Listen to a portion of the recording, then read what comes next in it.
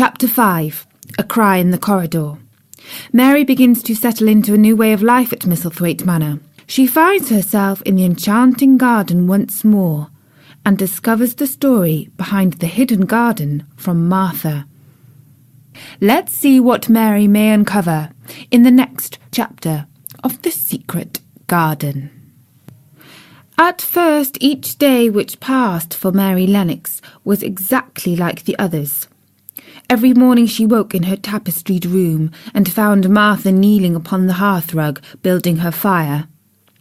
Every morning she ate her breakfast in the nursery, which had nothing amusing in it, and after each breakfast she gazed out of the window across to the huge moor, which seemed to spread out on all sides and climb up to the sky. And after she had stared for a while, she realised that if she did not go out, she would have to stay in and do nothing. And so she went out. She did not know that this was the best thing she could have done, and she did not know that when she began to walk quickly or even run along the paths and down the avenue, she was stirring her slow blood and making herself stronger by fighting with the wind which swept down from the moor. She ran only to make herself warm, and she hated the wind which rushed at her face and roared and held her back as if it were some giant she could not see. But the big breaths of rough, fresh air blown over the heather filled her lungs with something which was good for her whole thin body, and whipped some red colour into her cheeks and brightened her dull eyes when she did not know anything about it. But after a few days spent almost entirely out of doors, she wakened one morning knowing what it was to be hungry. And when she sat down to her breakfast, she did not glance disdainfully at her porridge and push it away, but took up her spoon and began to eat it, and went on eating it until her bowl was empty. "Thou got on well enough with that this morning, didn't thou?" said Martha. "It tastes nice today," said Mary, feeling a little surprised at herself. "It's the air of the moor that's given thee stomach for thy victuals," answered Mary. "It's lucky for thee thou's got victuals as well as an appetite. There's been 12 in our cottage as had the stomach and nothing to put in it. You go on playing, you, out of doors every day, and you'll get some flesh on your bones, and you won't be so yeller." "I don't play," said Mary. "I have nothing to play with." "Nothing to play with!" exclaimed Martha. "Our children plays with sticks and stones. They just runs about and shouts and looks at things." Mary did not shout, but she looked at things. There was nothing else to do. She walked round and round the gardens and wandered about the paths in the park. Sometimes she looked for Ben Weatherstaff, but though several times she saw him at work, he was too busy to look at her or was too surly. Once, when she was walking toward him, he picked up his spade and turned away, as if he did it on purpose. One place she went to oftener than to any other.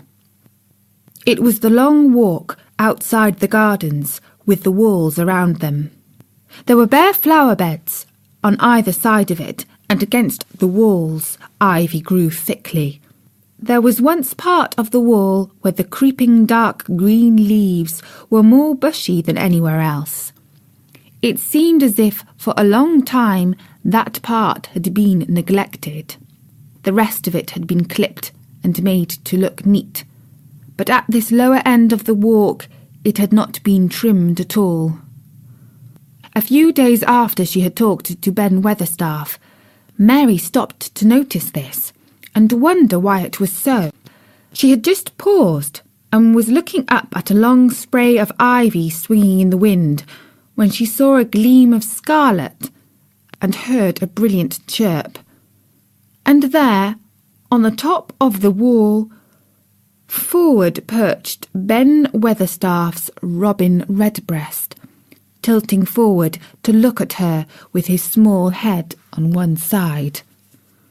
"Oh!" she cried out. "Is it you?"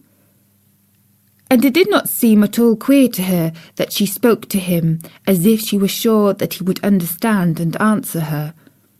He did answer. He twittered and chirped and hopped along the wall as if he were telling her all sorts of things.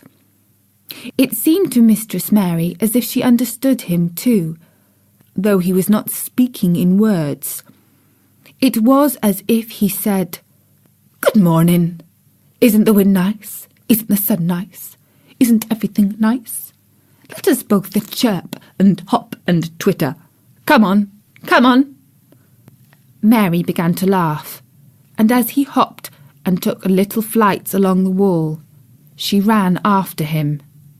Poor little thin, sallow, ugly Mary. She actually looked almost pretty for a moment. I like you," she cried out, pattering down the walk, and she chirped and tried to whistle, which last she did not know how to do in the least. But the robin seemed to be quite satisfied, and chirped and whistled back at her. At last he spread his wings and made a darting flight to the top of a tree, where he perched and sang loudly. That reminded Mary of the first time she had seen him. He had been swinging on a tree-top, and she had been standing in the orchard. Now she was on the other side of the orchard and standing in the path outside a wall, much lower down, and there was the same tree inside. "It's in the garden no one can go into," she said to herself. "It's the garden without a door. He lives in there. How I wish I could see what it is like." She ran up the walk to the green door she had entered the first morning. Then she ran down the path through the other door and then into the orchard, and when she stood and looked up, there was the tree on the other side of the wall, and there was the robin just finishing his song and beginning to preen his feathers with his beak. "It is the garden," she said. "I'm sure it is." She walked around and looked closely at that side of the orchard wall, but she only found what she had found before, that there was no door in it. Then she ran through the kitchen gardens again and out into the walk outside the long ivy-covered wall, and she walked to the end of it and looked at it, and there was no door. And then she walked to the other end, looking again, but there was no door. "It's very queer," she said. "Ben Weatherstaff said there was no door, and there is no door.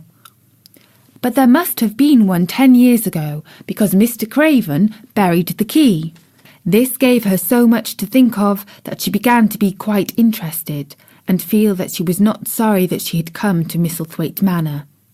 In India she had always felt hot and too languid to care too much about anything. The fact was that the fresh wind from the moor had begun to blow the cobwebs out of her young brain and to waken her up a little. She stayed out of doors nearly all day, and when she sat down to her supper at night, she felt hungry and drowsy and comfortable. She did not feel cross when Martha chatted away. She felt as if she rather liked to hear her, and at last she thought she would ask her a question. She asked it after she had finished her supper and had sat down on the hearthrug before the fire.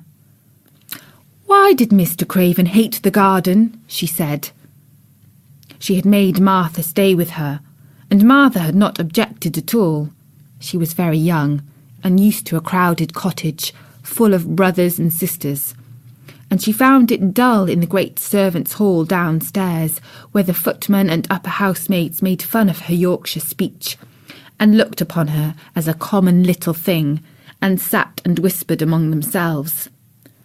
Martha liked to talk, and the strange child who had lived in India was novelty enough to attract her. She sat down on the hearth herself, without waiting to be asked. "Art thou thinking about that garden yet?" she said. "I knew thou would. That was just the way with me when I first heard about it."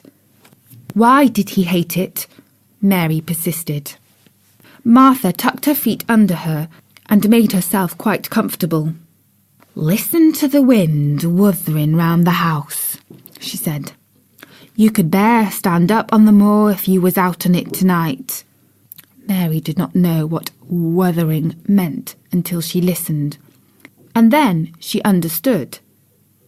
It must mean that hollow, shuddering sort of roar which rushed round and round the house, as if the giant no one could see were buffeting it and beating at the walls and windows to try and break in.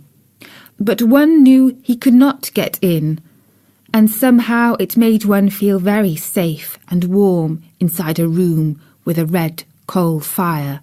But why did he hate it so? She asked after she had listened. She intended to know if Martha did. Then Martha gave up her store of knowledge. "Mind," she said. "Mrs. Medlock said it's not to be talked about. There's lots of things in this place that's not to be talked over. That's Mr. Craven's orders. His troubles are none servant's business, he says. But for the garden, he wouldn't be like he is. It was Mr. Craven's garden that she had made when they first were married, and she just loved it. And they used to tend the flowers themselves, and none of the gardeners was ever let to go in. Him and her used to go in and shut the door and stay in there hours and hours reading and talking, and she was just a bit of a girl, and there was an old tree with a branch bent like a seat on it, and she made roses grow over it, and she used to sit there. But one day, when she was sitting there, the branch broke, and she fell on the ground, and was hurt so bad that next day she died. The doctor thought he'd go out of his mind and die too. That's why he hates it. No one's never gone in since, and he won't let anyone talk about it." Mary did not ask any more questions. She looked at the red fire and listened to the wind wuthering. It seemed to be wuthering, louder than ever. At that moment a very good thing was happening to her. 4 good things had happened to her, in fact, since she came to Misselthwaite Manor. She had felt as if she had understood a robin, and that he had understood her. She had run in the wind until her blood had grown warm. She had been healthily hungry for the first time in her life, and she had found out what it was to be sorry for someone. But as she was listening to the wind, she began to listen to something else. She did not know what it was, because at first she could scarcely distinguish it from the wind itself. It was a curious sound. It seemed almost as if a child were crying somewhere.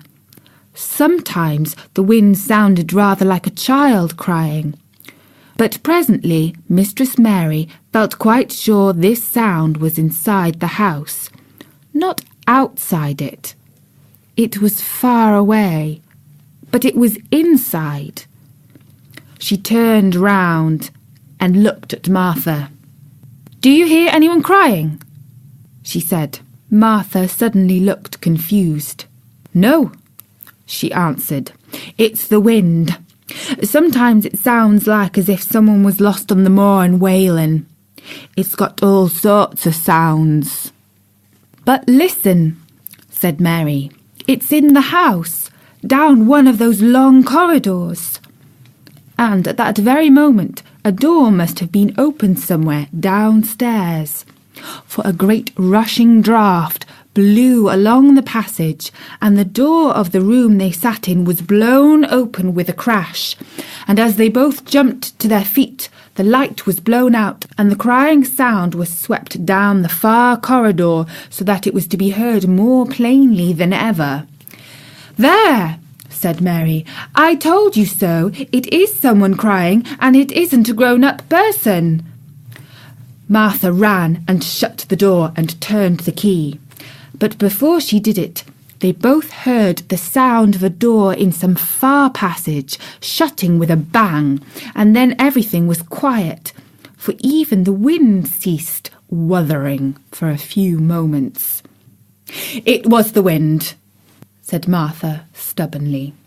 "And if it wasn't, it was little Betty Butterworth, the scullery maid. She's had the toothache all day." But something troubled and awkward in her manner made Mistress Mary stare very hard at her. She did not believe she was speaking the truth. And that was the 5th chapter of The Secret Garden.